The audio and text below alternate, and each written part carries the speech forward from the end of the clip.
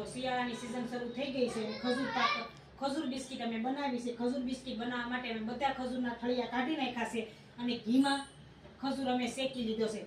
હવે આપણે ખજૂર બિસ્કિટ બનાવવાની તૈયારી કરીએ. લીધો છે ઘીમાં અને હવે આને આપણે ઠરવા દેવાનો છે. આ ઠરી જાય એટલે પછી આપણે ખજૂર બિસ્કિટ બનાવવાનું ચાલુ કરીએ. મિત્રો ખજૂર હવે ઠરી ગયો છે એટલે મેં ખજૂરને હવે આ ખજૂરને ઘીવાળા ખજૂરને લઈ અને મેં આને બિસ્કિટને ખજૂર લગાડી દીધો છે.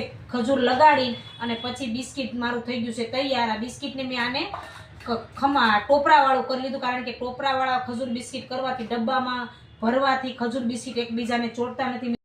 ખજૂર બિસ્કિટ તૈયાર થઈ ગયા છે. તમે જોઈ શકો છો મિત્રો, સિંગલ બિસ્કિટ, ડબલ બિસ્કિટ, આપણી બદામ ગોટી, આપણી કાજુ ગોટી, આપણો ખજૂર બિસ્કિટ થઈ ગયો છે તૈયાર. વિડીયો ગમ્યો હોય તો લાઈક અને સબસ્ક્રાઈબ કરજો અને બનાવવા માટે ઓર્ડર કરજો. Thank you.